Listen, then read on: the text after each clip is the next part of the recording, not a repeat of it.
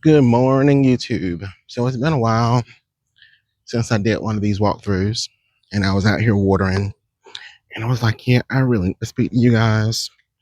So I was wanting to show you my garden, how things are progressing, and the first thing is look at these dwarf indeterminate tomatoes. Oh wow, they're starting to get big. I gave one to somebody else, and theirs is actually a whole lot bigger than mine. So I don't know what the difference is. The raised bed is a whole lot deeper. And so maybe that's the difference. But in any case, they're actually starting to get tomatoes. These are actually my last tomato plants to actually start growing tomatoes, which is interesting, considering that they are dwarfs. I did want to let y'all know that if you could think you are a brown thumb, if you can't grow anything, plant zinnias. I planted these zinnias probably a little bit ago, and we've been having like 90-degree weather. And these suckers are still growing. So if you think you have a brown thumb, plant a zinnia. Basil's looking okay. I probably need to take out these, take off those flowers. We have some more flowers coming up, some more basils. I've gotten a few peppers already. So that's pretty nice. There are some ones still growing back here. You see those little yellow ones. I believe these are cupid nails. Um, the weird thing is that this one still has not started producing any tomatoes. I do have a few flowers, but no tomatoes. This right here is my Jimmy Nadarno, and I have gotten a few off of here. Maybe some animal has stolen them because it looks like they are gone. I had like one or two growing. Maybe they got stolen by some animal. No, there's one right there. Right there. There was one that was turning red, and I like my peppers red. They tend to be sweeter. Um, Butterfly weed has gone to seed, and this right here is a weed. I thought this was a plant, but I think it's a weed.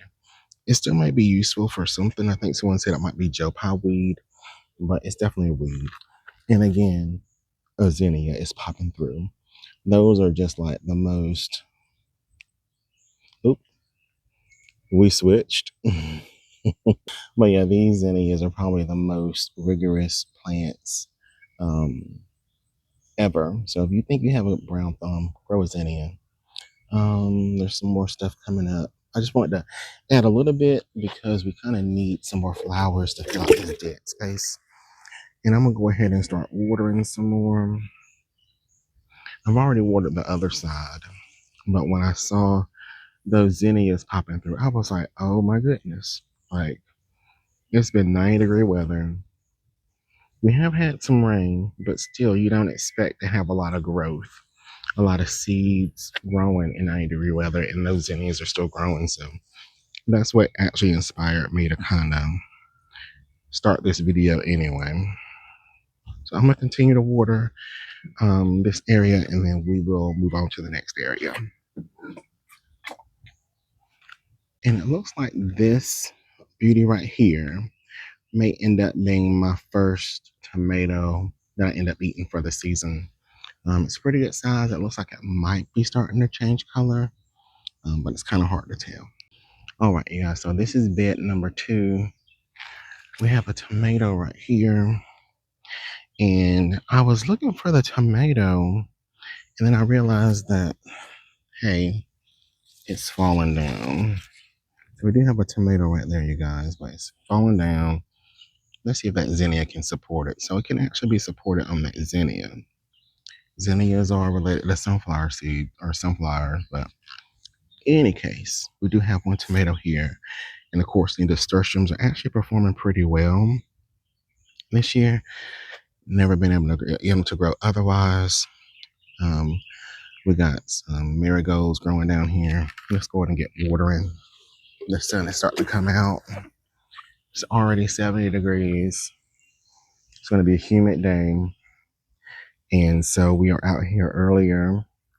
Honestly, it's like 8 o'clock in the morning. But in any case, we're out here earlier in the day just trying to get this stuff done before the weather really gets hot.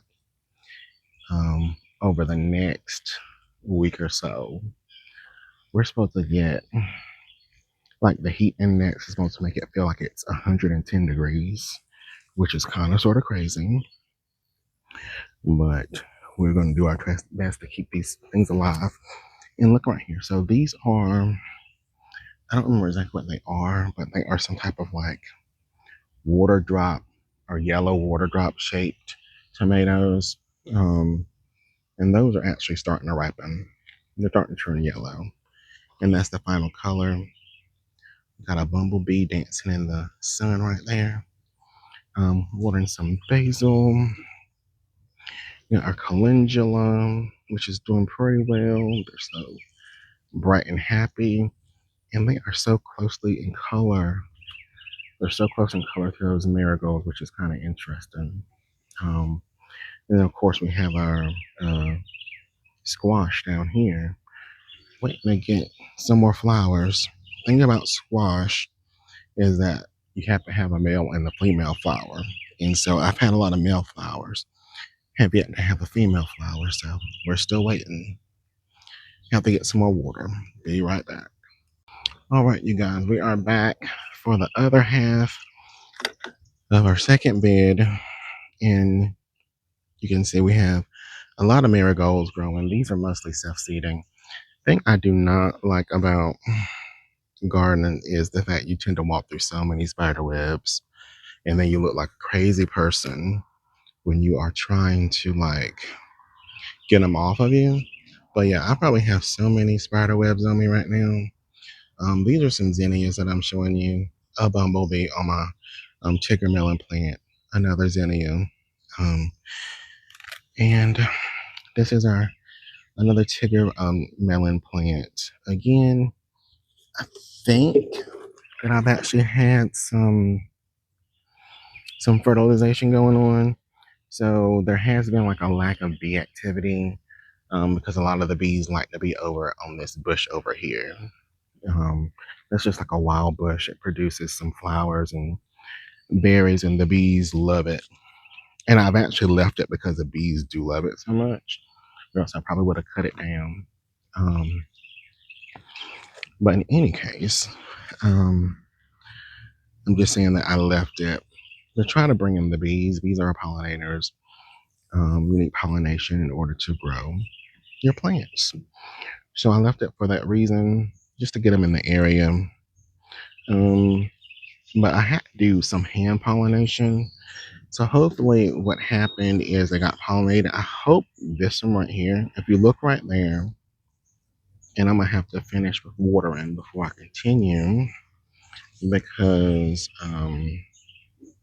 I can't get a good focus. So I'm gonna finish watering and then I'm gonna go back and show you what I think may be a baby melon. In the meantime, let's go down here. So I did plant some more Tigger melons. I'm pretty sure these right here are baby seedlings that are coming up right here because we have to maximize our space. But right here, let's see if I can get it. Right there. I hope that is a fertilized little Tigger melon coming up. I hope that one is a fertilized little Tigger melon. So those are female. Female like melon flowers and female squash flowers, they tend to have like a, a bump below their flower, whereas the male ones just tend to be flowers. And so what happens is something has to touch the male flower and then, touch the pollen of the male flower. Then something has to touch the female flower and you get that fertilization. So I had to do that manually. I did a video about that because I didn't see that much activity. Something's growing right there. I don't know what that is, but it looks like a furry little plant. I wonder what that is. Maybe those are little, I don't know what those are. There's a lot of stuff here. I probably should have transplanted some of these marigolds when they started popping up because they are getting extremely bushy, blocking the sun, but they do provide some protection um, as far as like from the um, insects that would attack, particularly the melons based off their smell, and the squash based off their smell, and the tomatoes based off their smell. So hopefully this will lead to improved yields, even though it is extremely congested down here. All right, guys, we are on to our last bed, and right here we have another one of those yellow teardrop tomato plants. Again, it's performing pretty good. It looks like maybe it has some blight, or I don't know, some type of discoloration going on. So I'm gonna have to cut those off. And again, basil doing very, very well. This is actually extremely fragrant. Some of my basil is not the most fragrant. I'm pretty sure this right here is hibiscus. That's doing pretty well. And nasturtium. Still waiting for this bee balm to flower. I thought I planted more of this, but I hope it flowers soon. Now this basil right here is not very fragrant. I think it could be because it's laying on the ground. Who knows? And then of course our scallions. Those are doing okay. I think I might have to try to water those some more frequently. And then probably my favorite thing this year are these snapdragons. I love those. It's like a pink, a darker pink. There was a white one earlier, but they're kind of in a mess right now. But when they were sitting up and blooming, they look wonderful, and they still look wonderful. Hopefully they'll continue to bloom for me. But probably one of my favorites this year. I just want to see how they would turn out.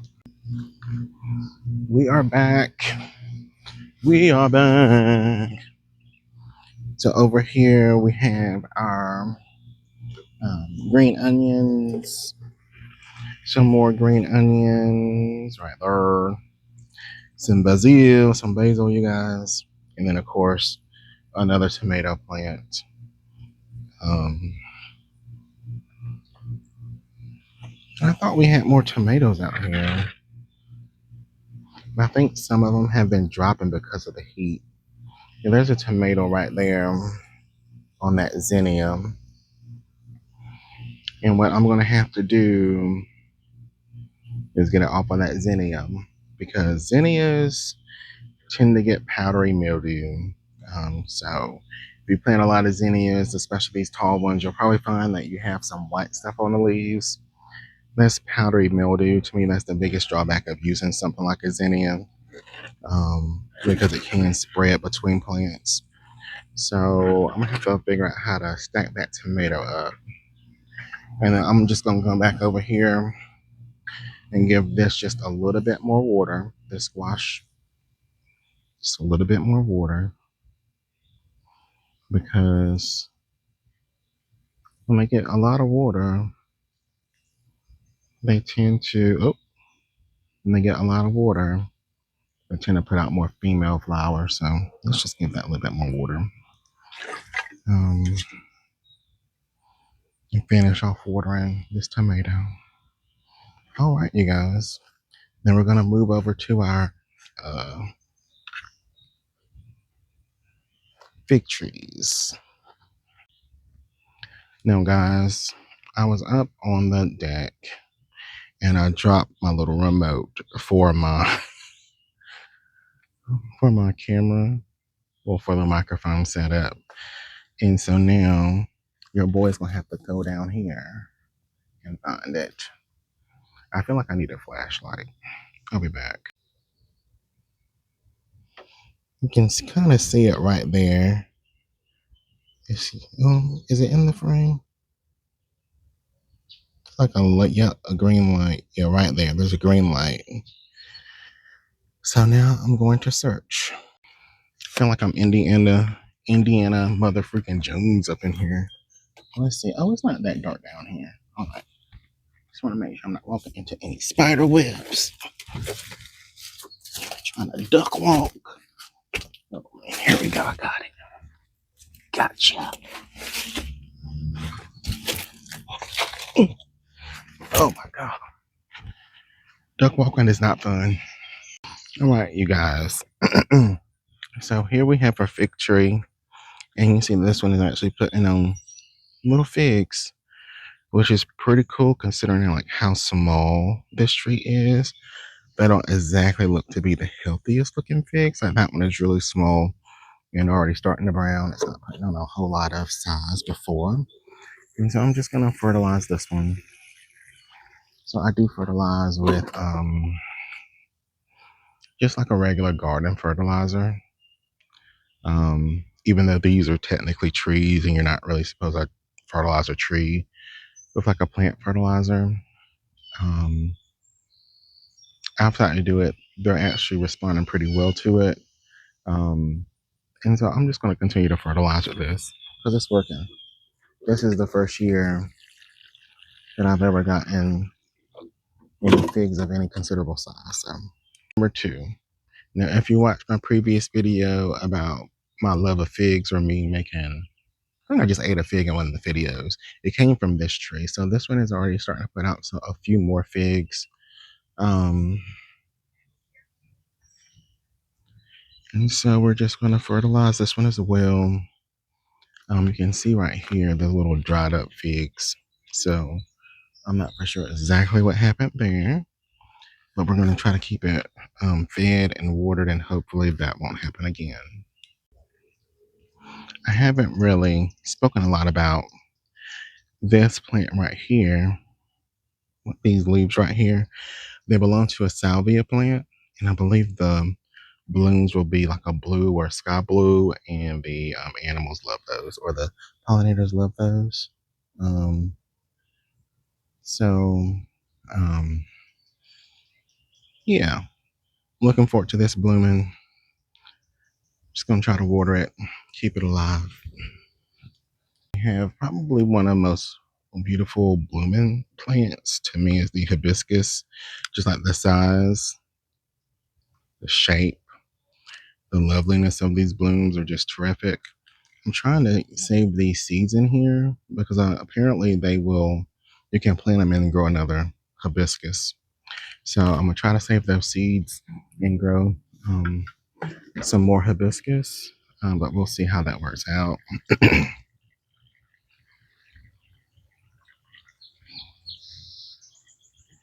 But yeah, it's absolutely stunning.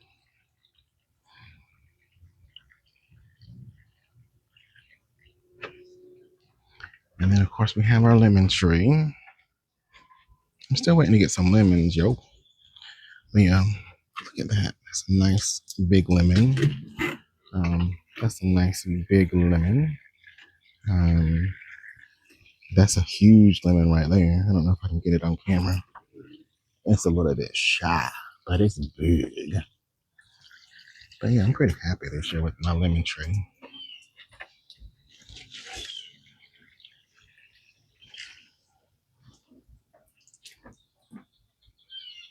And here I'm just watering a container garden. It has some dill, some volunteer tomatoes. I started a cucumber, but something bit off the leaves, and I have some more flower seeds growing. So hopefully this one starts to take off soon, but we're watering just for the seeds at this moment. Thanks for watching. Like, subscribe, enjoy. Deuces!